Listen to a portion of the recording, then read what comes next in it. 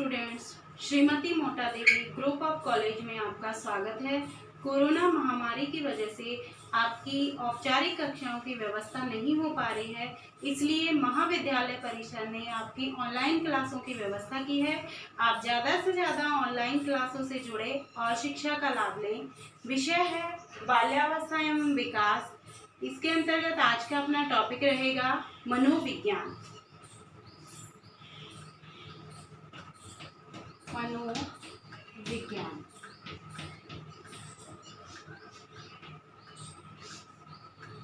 मनोविज्ञान शब्द का सर्वप्रथम प्रयोग ग्रीक मनोवैज्ञानिक रुडोल्फ गोइकल ने 1590 में किया। ग्रीक मनोवैज्ञानिक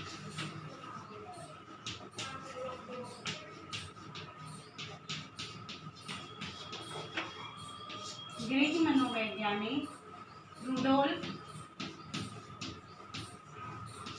गोइकल, जिन्होंने 1590 में सर्वप्रथम मनोविज्ञान शब्द का प्रयोग किया।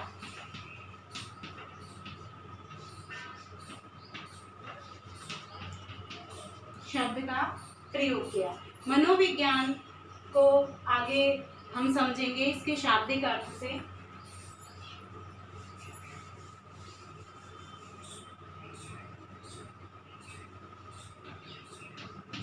मनोविज्ञान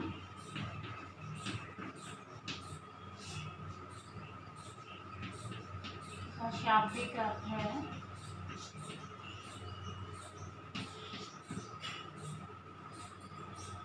मन का विज्ञान। जैसा कि इसके शब्द से भी स्पष्ट हो रहा है, मन का विज्ञान। मन का संबंध मनुष्य की मानसिक क्रियाओं के या प्रक्रियाओं के अध्ययन से होता है। मानसिक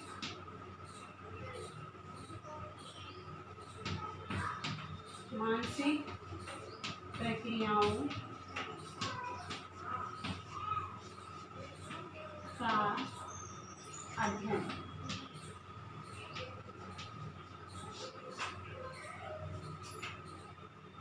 अब हम इसके जो शाब्दिक अर्थ है उसको विस्तार से समझेंगे।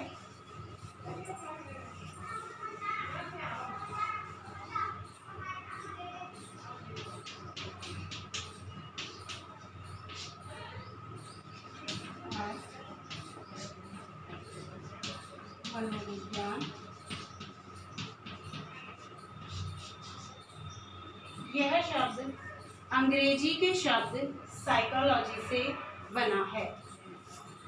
अंग्रेजी शब्द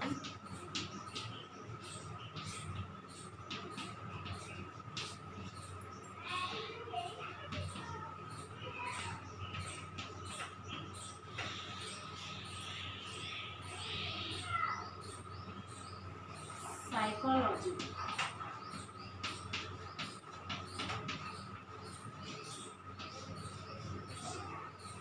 साइकोलॉजी शब्द लैटिन भाषा के दो शब्दों से बना है।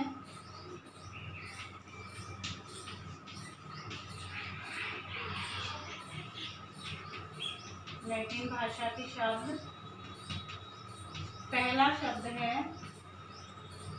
साइकी और दूसरा है लोगस। पहला शब्द है साइकी और दूसरा है लोगस। साइकी का अर्थ होता है आत्मा और लोगस का अर्थ होता है अध्ययन।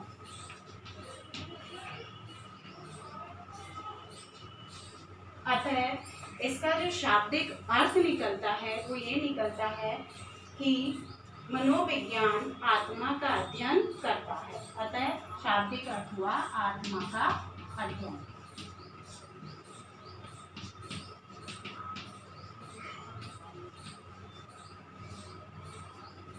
ये हुआ मनोविज्ञान का शाब्दिक अर्थ। इसके बाद हम इसकी परिभाषाओं का अध्ययन करेंगे।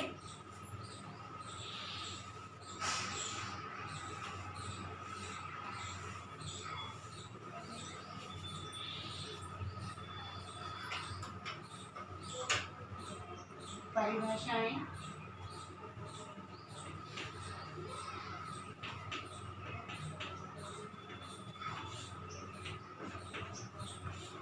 विभिन्न विद्वानों ने मनोविज्ञान की भिन्न भिन्न परिभाषाएं दी है। सर्वप्रथम हम परिभाषा पढ़ेंगे जॉन बी वाटसन की। जॉन बी वाटसन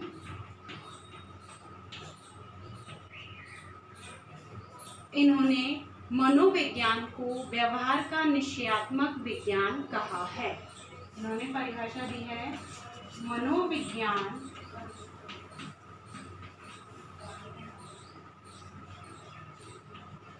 व्यवहार का निश्चयात्मक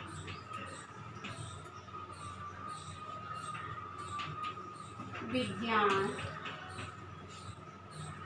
है जो मानव के व्यवहार को निश्चित करता है। दूसरी परिभाषा है एडविन बोरिंग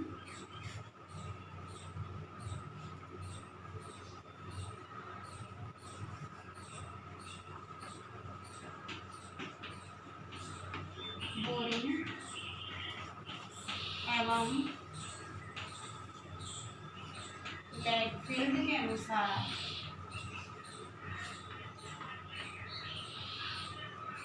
इन्होंने मनोविज्ञान को मानव की प्रकृति का अध्ययन करने वाला विज्ञान बताया। मनोविज्ञान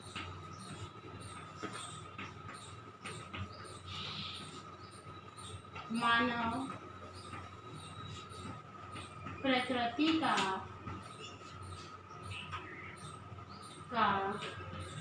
अध्ययन करता है। मनोविज्ञान किसका अध्ययन करता है? मानव की प्रकृति का। अब हम परिभाषा लेंगे सी वुडवर्थ की।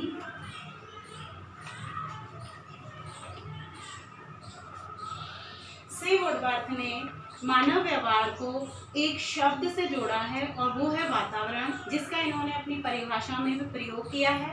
मनोविज्ञान वातावरण के संपर्क में होने वाले मानव व्यवहार का वैज्ञानिक अध्ययन करता है।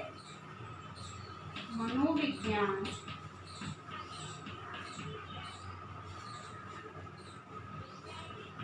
वातावरण के संपर्क में होने वाले मनोविज्ञान वातावरण के संपर्क में होने वाले मानवीय व्यवहार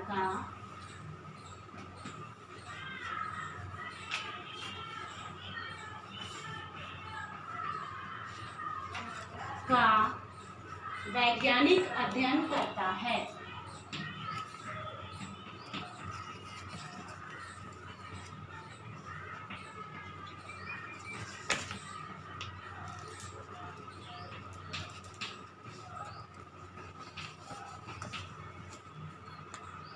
अतः निम्न परिभाषाओं से स्पष्ट होता है कि मनोविज्ञान सभी प्राणियों की मानसिक व शारीरिक प्रक्रियाओं का अध्ययन करता है। यह व्यक्ति के क्रियाकलाप का अध्ययन पर्यावरण के संदर्भ में विकास के प्रत्येक स्तर पर करता है। अब हम मनोविज्ञान के अर्थ के क्रमिक परिवर्तन को पढ़ेंगे।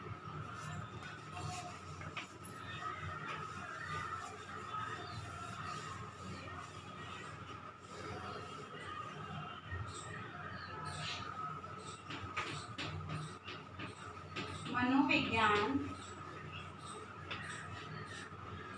के अर्थ का क्रमिक परिवर्तन।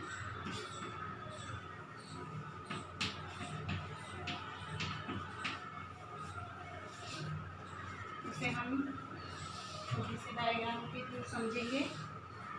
पहला है क्रमिक परिवर्तन।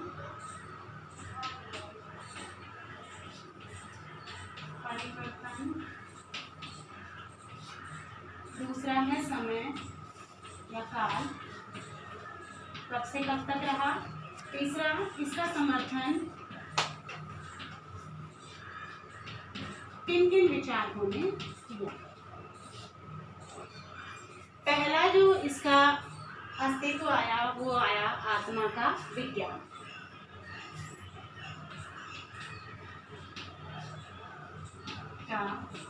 विज्ञान इसका जो काल रहा है वो रहा है 16वीं शताब्दी।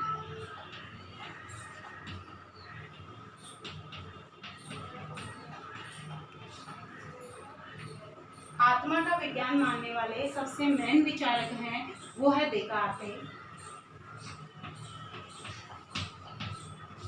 और इनका जो सहयोग किया है वो किया है प्लेटो, अरस्तु आदि। फिर इसके आत्मा का अध्ययन इसलिए स्वीकार नहीं हुआ क्योंकि आत्मा का कोई निश्चित स्वरूप नहीं है। इसको ना किसी व्यक्ति ने देखा है, ना इसका कोई हम आकार निश्चित कर सकते हैं। इसलिए इसके इस विज्ञान का या इस क्रमिक परिवर्तन का पतन हुआ। इसके बाद दूसरा आता है मन या मस्तिष्क का विज्ञान। इसका जो समय रहा है वो रहा है 17वीं व 18वीं शताब्दी। तो जो मेन विचारक रहे हैं जिन्होंने इसे मन का अध्ययन स्वीकार किया है वो है पंपोनोजी, और इनका जो सहयोग दिया है वो दिया है टिंचनर महोदय ने।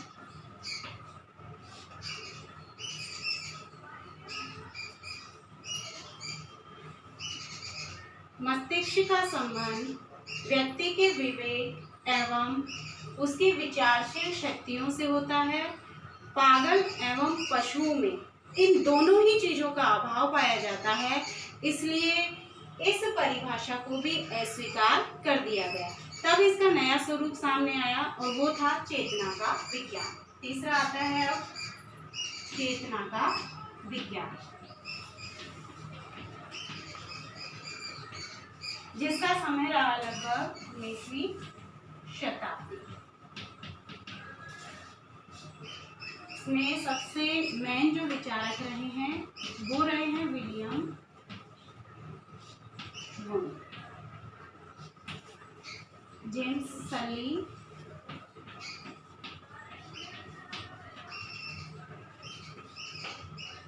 विलियम जेम्स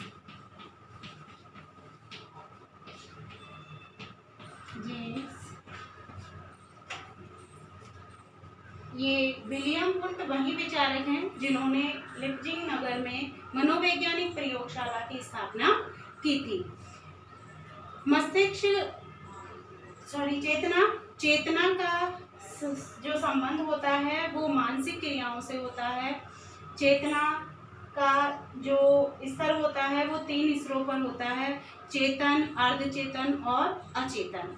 किंतु इस मत के विचारकों ने चेतना के केवल चेतन स्वरूप को स्वीकार किया और इसके 2 अन्य स्वरूपों पर कोई ध्यान नहीं दिया।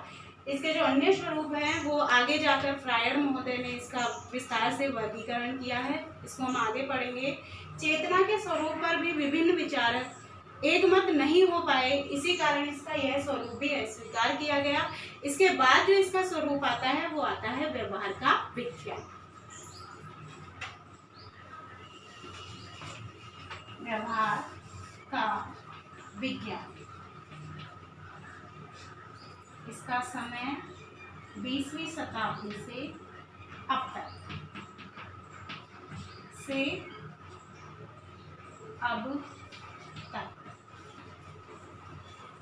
इसके जो समर्थक विचारक रहे हैं वाटसन, जो इसमें सबसे मेन भूमिका निभाते हैं, वुडवर्थ इनके जिन्होंने इस चीज का समर्थन किया है, और स्किनर।